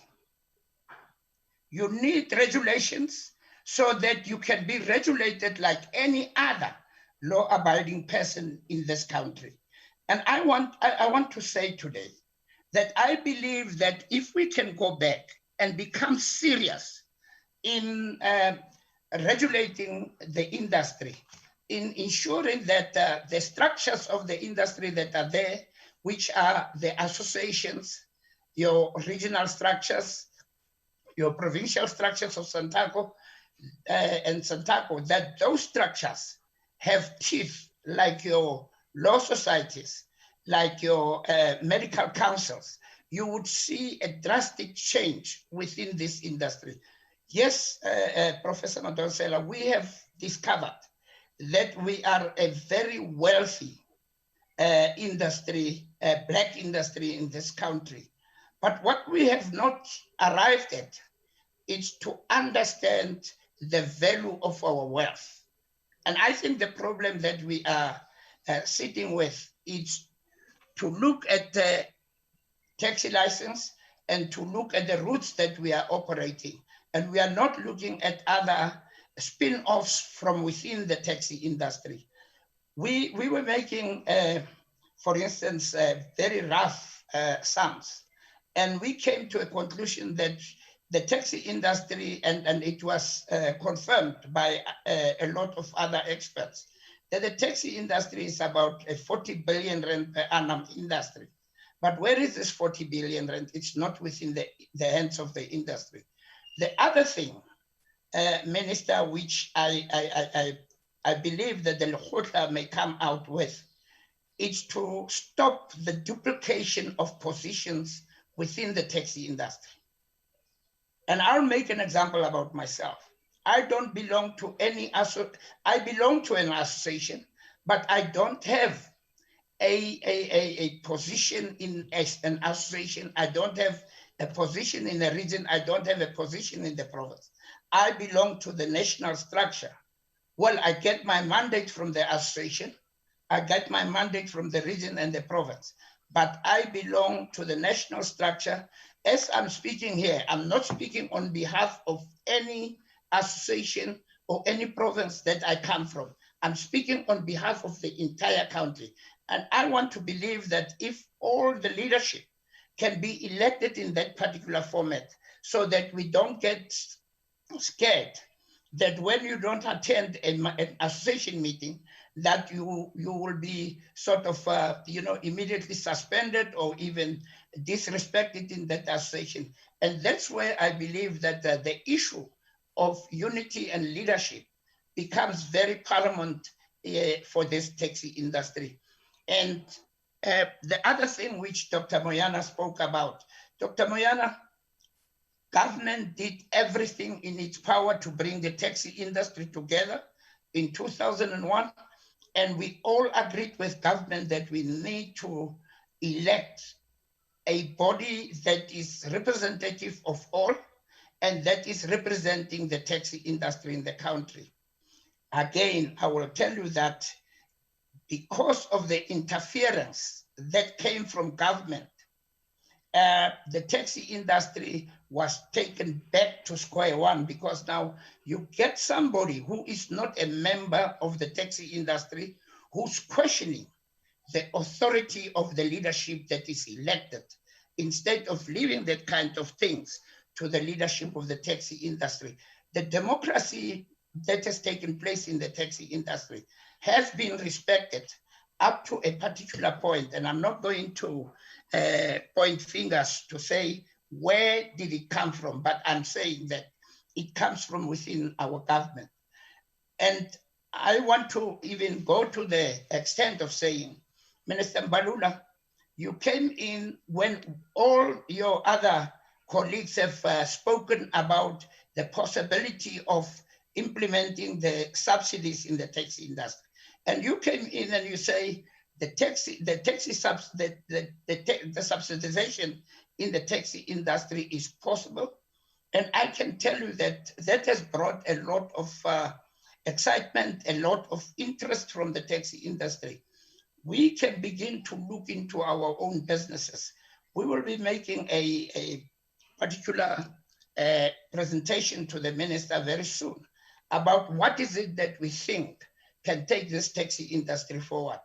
But what I want to appreciate from all the colleagues who have spoken here is that you are right, guys. You are right, Professor Dr. Mkonya. You are all right, Dr. Moyan, that the taxi industry needs to be given a space whereby government comes and dictates certain terms, legal terms, and the taxi industry must then begin to take its course forward and ensure that it professionalizes the industry itself. It makes sure that, we've got these people who are very important to this taxi industry, but who we don't appreciate the driver because we think all the time that the driver is stealing our money. But what is it that we did to ensure that we can be able to work together with our drivers? We've got queue marshals. This industry, Minister, is responsible for close to 1 million people as far as employment is concerned. You look at your hawkers in the taxi ranks. Would there be hawkers if the taxi industry was not there? No.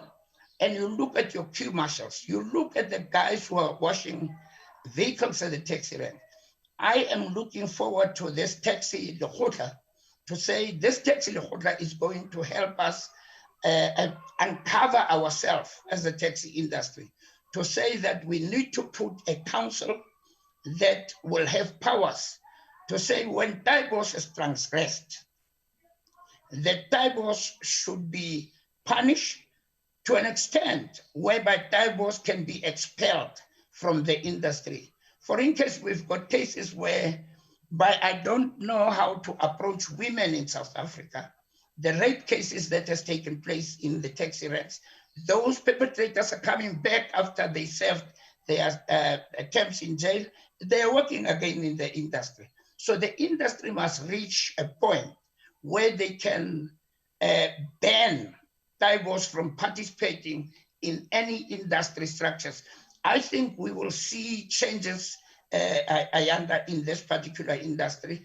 I am looking positively to what the Lekgotla will bring. Companies that are selling vehicles to us, they all see us, even oil companies, every company, they all see us as the best consumers, because we don't even sit down and think, how can we become serious business people where all the things that we are consuming, we are buying from our own companies, our own spare shops, even the vehicles. How do we ensure that we produce a vehicle that is suitable for this industry, where we are not advised by any other person except the experts within South Africa to say this vehicle is suitable for the taxi industry? I believe, Minister, the Lekgotla is going to assist in a huge way. And I must indicate that the experts that you brought here, they have even given me more enthusiasm to want to go forward and to want to see that the Lekgotla comes to an end. And after the Lekgotla, we've got regulations, Minister, whereby if Taibos is a killer or Taibos is an inciter of violence in the taxi industry, that Taibos can be effectively dealt with and can be removed from the taxi industry, both as a driver and owner, even the queue marshals, that they can know that if you get dismissed within the taxi industry, you might be published in all the taxi ranks in South Africa, where we say you can no more drive a taxi or you can no more own a taxi. Ayanda, I think I'm very appreciative of this platform that has been created by the minister. And we are looking forward as a taxi industry to seriously participate in the Lekgotla and to see a serious change coming to this Black-owned industry that can bring a lot of employment. The present employment that we are bringing to the, that I'm talking about, it's just a drop out of a teaspoon. We can bring more, and we can ensure that most of our people are working for a Black industry like the taxi industry. Thank you.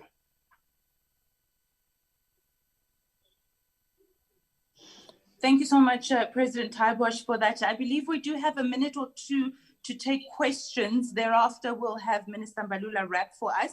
There is a question that came in via Pastor Gregory Rockman. He's the founder, president of Pop Group. I'm going to ask the technical assistant, Ndibo Maginya, just to assist me there with regards to the hands that have been lifted. And the questions that we can take. I'm not sure how to facilitate that on my end, but Ndibo, I believe you'll be able to locate Pastor Rockman and just ask him to then be very brief with his question. Yes, I will be able to.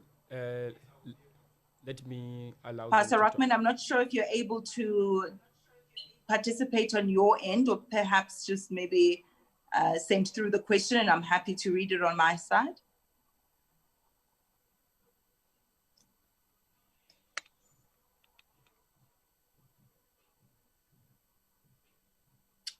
Hello, Ayanda. There we go. I heard you just in the nick of time. I was just about to move on. Pastor, the floor is yours. Please be brief and ask your question, please.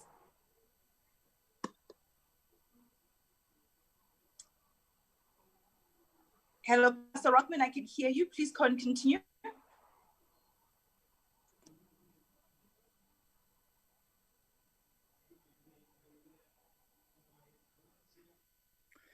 Can you hear me, Ayanda? I can hear you. Go ahead. Thank you. Thank you, Ayanda. Thank you to the minister and his panel. My question is very clear that I want to ask Ayanda. If I look at the taxi industry, and you know, we all just hear the negative about the taxi industry, but we never heard the positive things of the taxi industry. You know, look at COVID-19. It was the taxi industry that kept the economy going. There was no bus, there was no train, there was no plane. But the way we speak, it's if this is just a negative industry.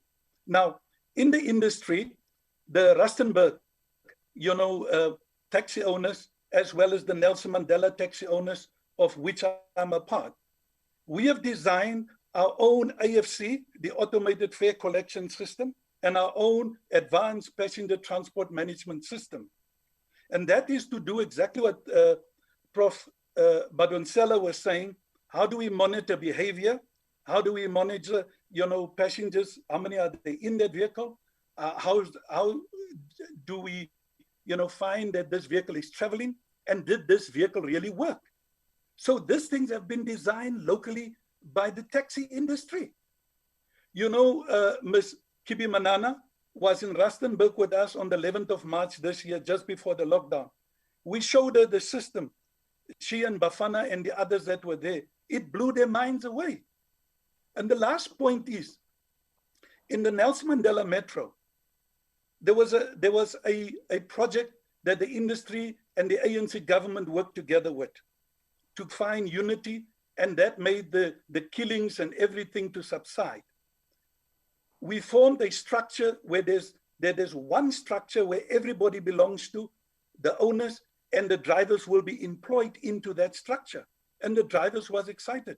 We did the audit of the owners, the vehicles, the drivers, their skills and everything. That was in 2014. But when the DA came in 2016, where the 10 associations was one under the banner of La Pumilanga, they said, no, we want to play divide and rule. We don't want a La Pumilanga that's a united structure. We want to speak to individual associations. And then they started paying people. And you know, when money is involved, you find that there's going to be problems. I'm asking the question, and we said to Mr. Ibrahim Sidat, why are you allowing this, which is a senior person there, and he just kept on allowing it. So government officials are also playing a role in this very same divisions that are in this industry, while the industry wants to come together. And I pray to God. I know Minister Fikile Mbalula. He's a man, he's principled, he's hardworking, and he wants to see the right thing. Minister, it is people in the industry that you have to have on these panels. Please, at the Lekgotla, bring the right people. My question is, where is NTA, National Taxi Alliance? Why are they not on this panel? You cannot have this type of things, because you know what? Tomorrow, I'm a member of Santaco. Tomorrow, you'll find that NTA will start fighting with Santaco because they will say, no, the minister favors you and we are not favored. So my plea is, there is solutions in this industry. Our model is very simple: unity, no killings, that all owners must be shareholders, that all drivers must be employed, you know, within the industry, and they must be paid a good salary in terms of the Wage Determination Act, because I'm a trade union leader and I stand for those type of things, to respect workers, and those workers must work specific hours. There is a wage determination in terms of the hours that they must work. It's there. And I'm saying, why are the buses, which are just about 10% of transporting our people, are being subsidized? But us, we're almost 80%, not 66, we're almost 80%, you know, in terms of this public transport. We are transporting our commuters. We are transporting our children. In this new system that we are designing, we are going to, as the industry, subsidize the elderly, subsidize students, subsidize, you know, university college graduates, and we are going to make sure that whether we get a subsidy or not, we are going to look after our people. Our people deserve better. They deserve safe transport. They deserve that whoever, you know, is operating a vehicle is well trained in customer care, is well trained in how to deal with our people. And we also have established our own training academy. Our own training academy we have established to train our people, to qualify our people, and so that our people, you know, is just delivering the best. In Rustenburg have even taken a step further, whereby they have created a driver qualification with TITA, you know, where you must have the driver qualification before you can get behind the taxi wheel as we are going forward. This industry is, as like Comrade Taibos was saying, it's a multi-billion industry. Please let this industry become, you know, the sunrise, as Minister Mbalula says, you know, in making sure us as Black people, that we also become, you know, big, you know, industrialists, big commercial people. Like Mr. Nteta, and I'm ending here. Mr. Nteta, we saw him at CSIR, and we said to him that we want to work with the CSIR to manufacture our own equipment of our system that we have designed. And those are the kind of things, and I want to challenge Mr. Nteta, you know, in terms of this, so that we don't just stay at talk, but we move it forward beyond just the word of talk. So thank you, Minister. Thank you, Ayanda. Thank you to the panel. I love what you have discussed. It opens our minds, but also there are certain things that we are saying, this industry, you know, at the association level, they are disciplined. Can I tell you, when a commuter complains, the driver get disciplined, or the owner, or they get fined. People don't know about those things. If you are not on yeah. a particular route that you're not supposed to be, we impound your vehicle and you'll have to pay a fine, you know, to think, get your yeah. vehicle back. You've So touched on so many things, Pastor Rockman. I must thank you and just interject there, Thank just you, for the Ayanda. purposes of time. Yes. Much Thank you. appreciated. And I think this is why it's so important that similar discussions are being held across the provinces, as many of our speakers have already alluded to. And just to remind those who perhaps are just joining us at the tail end of this conversation, that these discussions, this public discourse platform will culminate into a national Lekgotla where resolutions will be taken and steps towards building the taxi industry of the future will then be taken. And we are hoping to then see tangible results next year in black and white, but I don't want you to take my word for it. Perhaps by way of closing, Minister Mbalula, you could address the pastor's concerns. You could also speak to some of the issues that the panelists have raised, Mr. Taibosh as well. And this question very quickly coming in from Lindo Buhle from ENCA. It links very closely to what the pastor is saying. Lindo Buhle wants to know whether or not the minister can respond to Mr. Taibosh and how Santaco wants to be a body that will enforce regulation. There's a lot, Minister, that has been raised. Perhaps pick on one or two items there and give us a response before we conclude. It's over to you, Minister Mbalula. Thank you, Ayanda, and the panelists. I think it must be noted that the people who are experts in the panel and the president of Santaco are people who are doing a lot of work in terms of public transport in the Republic. I think earlier on you did speak to that in introducing people in the panel. Professor Madonsela, for instance, when she was public protector, she did a lot of work in our space, and she's knowledgeable in terms of the challenges that the taxi industry is failing. So we're not just grabbing people, you know, bringing them to the panel who have got no knowledge about what they are talking about. And as a public protector, I think you go to the detail of investigating and making proposals. And we're sitting with some of those proposals, and we're considering them today as we prepare for this Lekgotla. And the professors and the doctors in the panel equally, they are very much knowledgeable and have contributed a lot in terms of research to solutions. And the president of Santaco is the president of Santaco. NTA is invited. They've got issues in terms of participating in our platforms, but they are invited. So we looking forward to getting them in other platforms on their own to participate and shape the industry. At the end of the day, if you own a taxi and you belong or not belong to an organization, we want you to make a contribution. Because what is going to come out of the Lekgotla, whether people come or don't come, is going to have a meaning to how we're going to shape up in terms of this particular industry. Now, first question about legislative intervention. It's not a question. It's a point that has been raised, cutting across. The proposal in the document is introducing an empowerment provision in law for the minister to recognize Santaco. It's a point that some people agree with, others don't. In that manner, regulations can empower Santaco to exercise effective oversight on areas they are mandated to provide leadership on. Dr. Mukonyama makes an important point that we need to create an environment for the industry to flourish. We fully agree with that.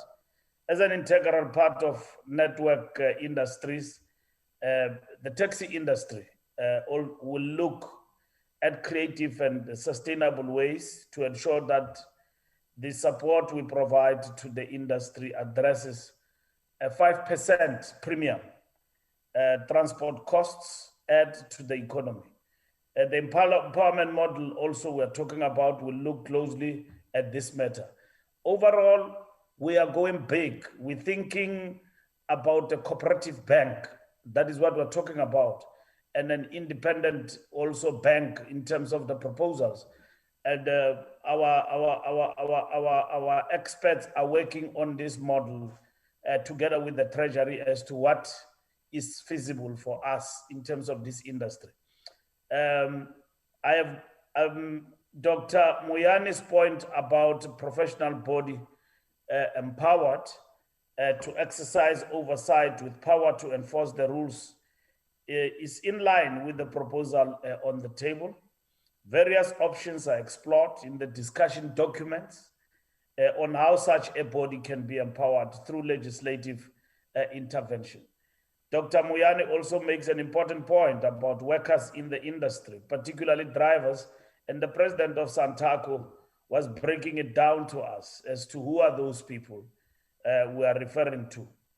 We have been emphatic that formalizing the industry includes compliance with labor laws and ensuring that conditions of service of workers are in line with the basic conditions of Employment Act. And this includes skills development and the professionalization of the industry. Recommendations about introducing audits and issues like that, Santaco should focus on. We welcome those particular contributions in terms of the discussion. The regulatory framework is weak, Prof, at the present moment. In strengthening this framework, there will be critical trade-offs that have to be made both by government and the industry. This includes a firm commitment to the centrality of the rule of law. Government must also be fair in the application of the rules in that issuing of operating licenses as a big issue must be within the provisions of the law and prescribed timeframes. Currently, many operators continue to operate with receipts.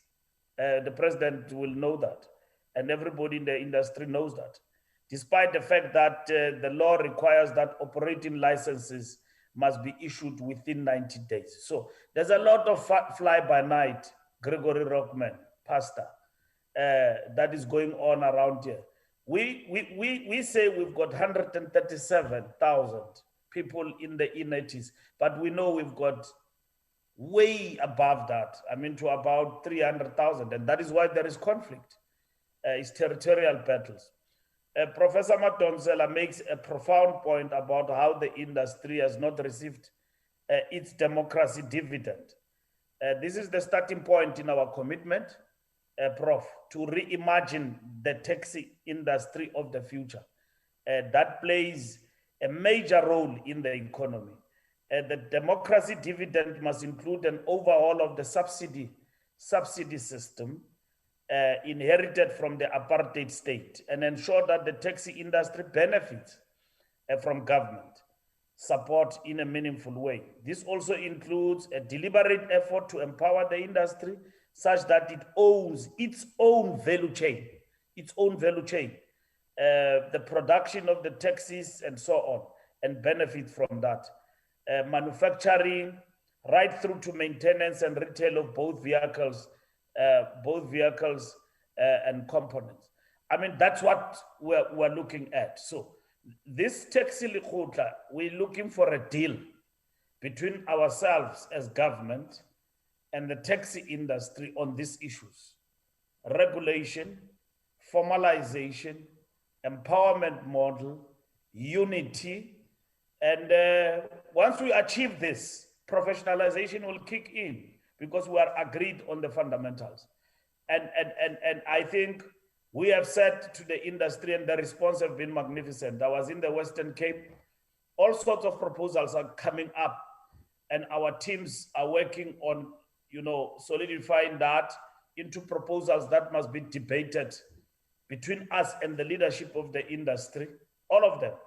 And we agree on those, and we go to the Lekgotla and take decisions on fundamental questions. Lekgotla, when we arrive, it's not gonna be to reopen the discussion. It's gonna be saying, here is the problem. How do we deal with the problem from a point of view of the proposals? So in this webinar, some of the contribution you have made and proposals I was speaking to from your contributions will be taken on board going forward. This is a sunrise industry, and we're looking forward to basically making it the point that it does operate well. Nelson Mandela, as I conclude, says, let freedom reign, liberate all our people. And if we liberate people, taxi industry must demonstrate what the democratic dispensation has done for the Black industry and for Black people and the poorest of the poor, the commuters, and all of that. So government can't put a blind eye and look away from the industry with all its problems and difficulties.